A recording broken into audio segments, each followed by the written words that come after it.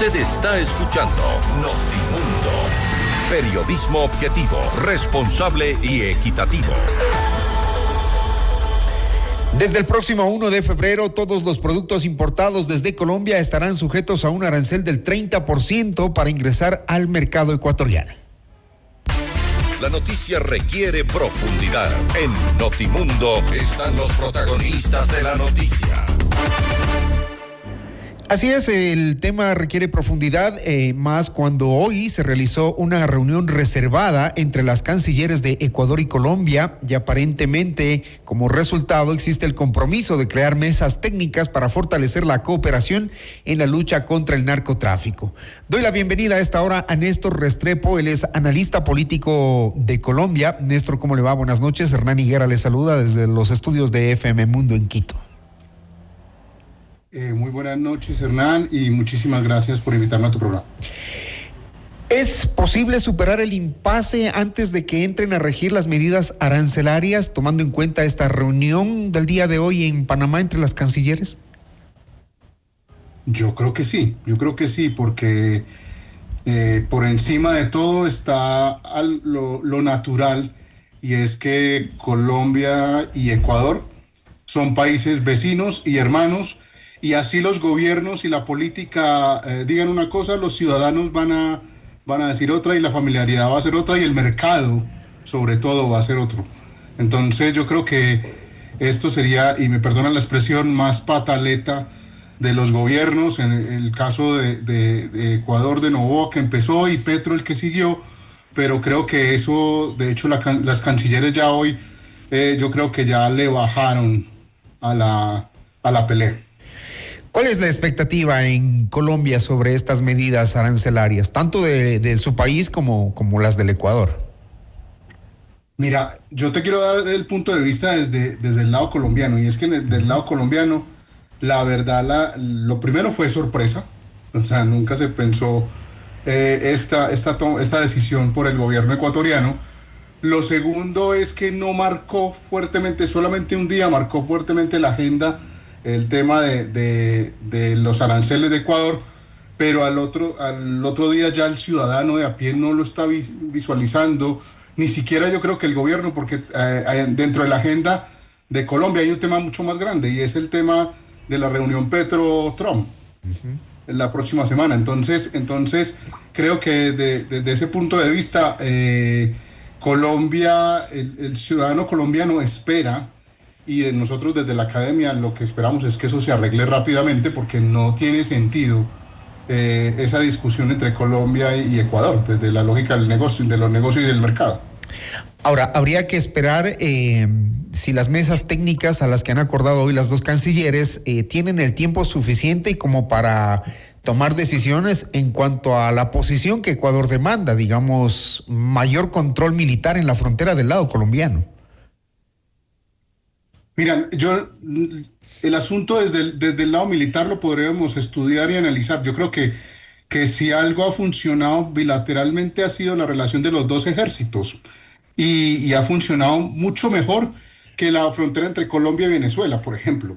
El año pasado me acuerdo mucho porque dos líderes de bandas criminales ecuatorianas fueron capturados aquí en Colombia, en la ciudad de Medellín, y uno dice, venga, hay una conexión muy clara entre Colombia y Ecuador. Eso, lo que yo veo es que el problema del narcotráfico ya no es un problema colombiano, es un problema transnacional, es un problema bastante fuerte que precisamente lo unilateral lo único que genera es, le da ventajas a los malos, por así decirlo, porque si Colombia y Ecuador los dos gobiernos siguen en esta tensión, lo único que van a hacer es que aumente el contrabando de narcotráfico, aumente todo, porque las fronteras son porosas entre Colombia y Ecuador, eso no lo podemos negar. Entonces creo que es todo lo contrario, que sea la oportunidad de que fortalezcan son las relaciones entre los políticos y den más órdenes, que tengan más claridad sobre cómo van a manejar cada uno desde su lado.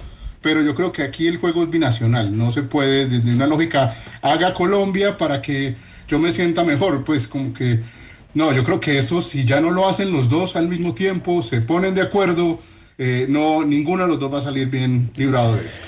Ahora, tras la expectativa generada esta tarde por las dos cancilleres, lo que tocaría es esperar que los dos presidentes hagan lo propio, digamos, un acercamiento al menos en las próximas horas, tomando en cuenta que el gobierno del Ecuador hoy precisamente decidió reforzar el control militar del lado ecuatoriano, y además se toma en cuenta que el presidente Noboa el fin de semana viaja a Emiratos Árabes. Entonces, la pregunta aquí es, ¿va a haber un acercamiento? ¿A qué hora? ¿En qué momento? Después de la expectativa de la reunión de hoy. Pues yo he notado que el gobierno colombiano ha estado muy abierto. De hecho, lo de las cancilleres fue idea colombiana de reunirse. Entonces, yo creo que ya el balón está del lado de Noboa, que si quiere reunirse y bajarle la tensión. Yo espero que pase eso, pero la verdad, esta situación tarde que temprano se arregla. O sea, yo no le veo por el otro lado que se distancien o que se alejen más. Miren, el ejemplo, la política de Noboa, desde esa lógica muy del presidente Trump, tendría que verla a él como le fue a él cuando quiso hacer eso con México o con Canadá, y cómo se tiene que devolver, porque hay unas lógicas de interdependencia ahí. O sea, el vecino es el vecino y con el que se habita, el que se dependen, tienen familias comunes, o sea, etcétera, etcétera. De esas lógicas yo no me imagino los empresarios ecuatorianos si pueden, si están quedándose callados, por lo menos. Yo le preguntaba a amigos ecuatorianos que en el Congreso que decían, pues no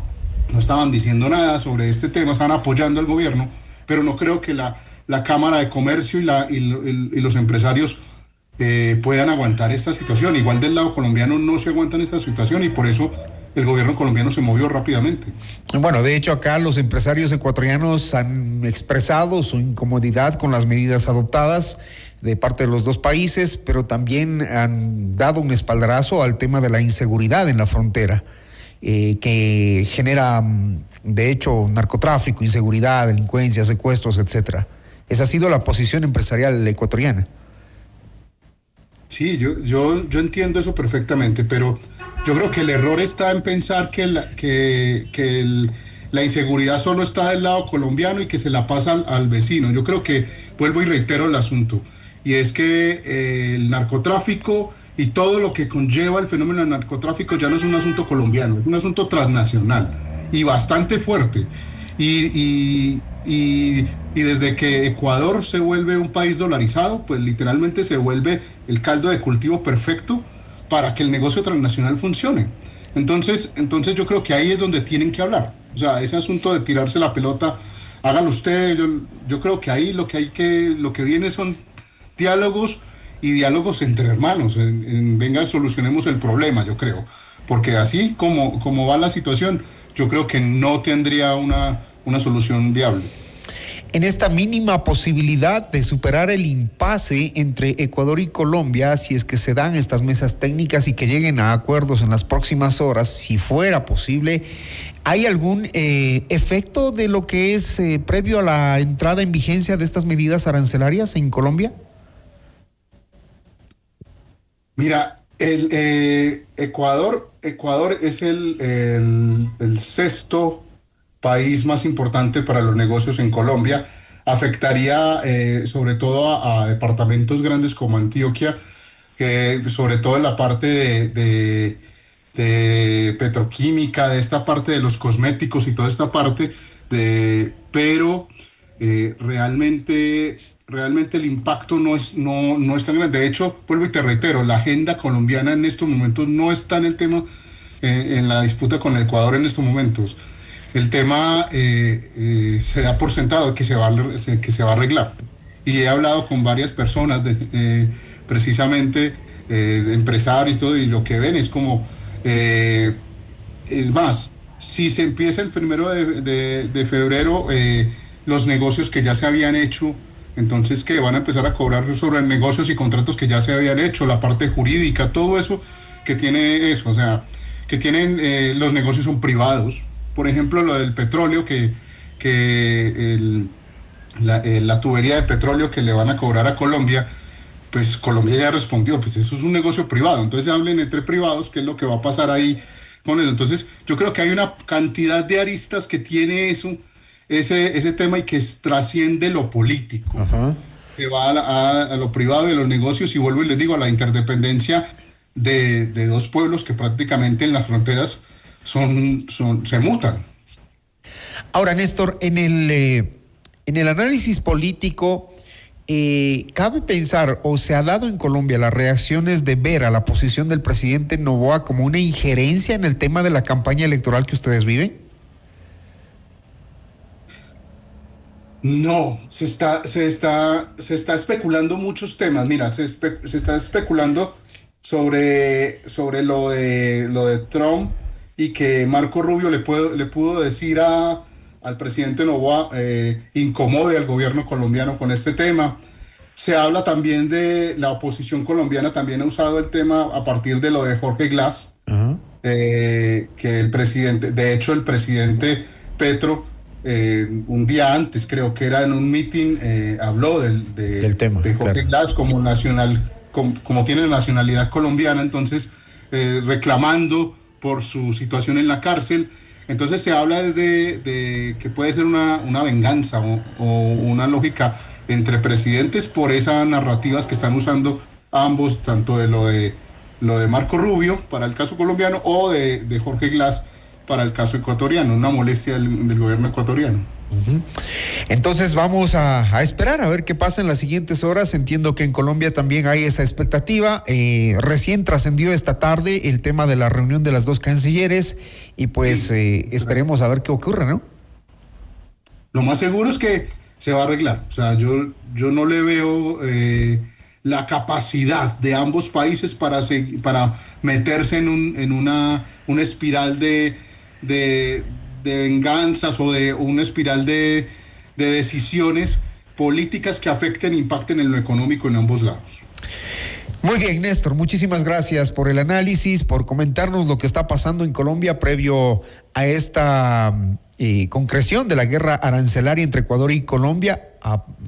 Se estima a priori que se podría superar entonces el impasse después de la reunión entre las dos cancilleres, tanto de Ecuador como de Colombia, en la ciudad de Panamá. Gracias, Néstor. Hasta luego y muchas gracias. Néstor Restrepo, analista político de Colombia. Noticias, entrevistas, análisis e información.